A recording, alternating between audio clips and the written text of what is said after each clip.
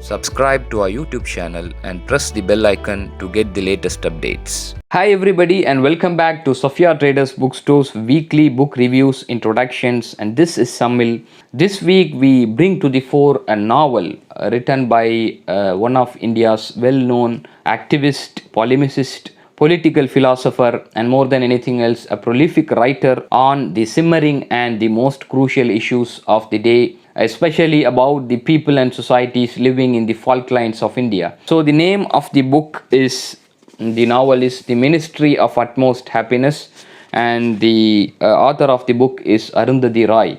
So before we move on, I would like, as was the case always, I would like to remind our viewers to subscribe to our YouTube channel and don't hesitate to click the bell icon for recent updates.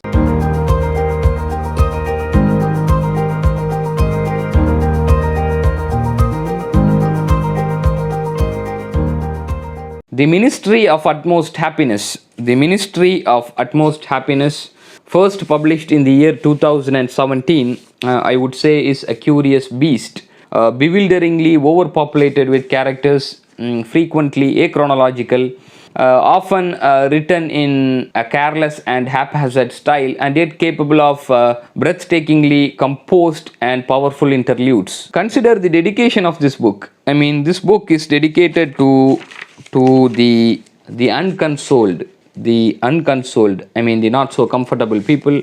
And take a look at the photograph, the cover photograph, the front and back side cover photograph, a graveyard and the setting.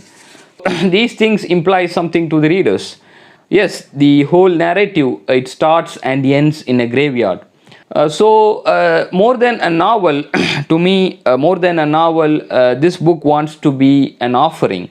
It is not really concerned about the conventional task or power of a fiction. I mean, to evoke the texture and drama of consciousness. Rather, this book acts as a companion piece to Arundhati Roy's erstwhile political writings, some of which are collected in, say, The Algebra of Infinite Justice, published in the year 2002, and Walking with the Comrades, published in 2011.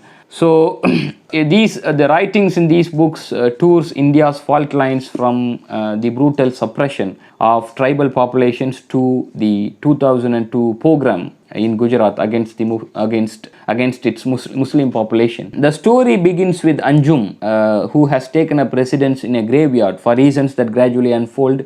Has taken up residence in a graveyard where she is living like a tree. Part of the natural world, unspeaking and attempting to avoid notice of others. And indeed, in the course of the novel, Anjum's graveyard home comes to function as a secular, or at least a multi-faith sanctuary, protected by willpower from the turbulent outside world. The other narrative follows Tilotama, a thorny and irresistible architect turned activist, and the three men who fall in love with her. So the book takes us from Delhi to Kashmir, where India and Pakistan wage war around the line of control (LOC), turning the inhabitants of perhaps the world's most beautiful valley into fugitives, militants, martyrs, informants, and of course victims, as was the case with a woman who dies only after a bullet has pierced through the skull of her daughter into her heart.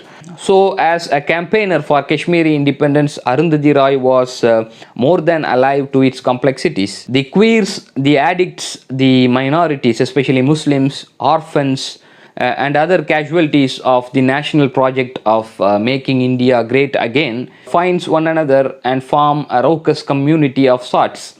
So this novel is as much for them as about them. It commemorates their struggles and their triumphs, however tiny. So the Ministry of Utmost Happiness. The Ministry of Utmost Happiness, its patchwork of narratives, the funny, painful, violent, this-worldly, otherworldly narratives. Its recurring images of lost and recovered children, self-denial and individual sacrifice, and its depiction of the constant battle towards self-assertion in a society still held in thrall to the taxonomy of caste and class, make for a more disturbing and memorable return to the land of India. So, before I wrap up, I would like to give a note on the author Arundhati Roy. Arundhati Roy, whose debut novel, The God of Small Things, won her the Booker Prize in the year 1997. This book was published in the year 2017. There was a significant interval between these two novels from 1997 to 2017. But if you take a look at her life as a political activist, it more than explains what she has been doing in the intervening 2 decades.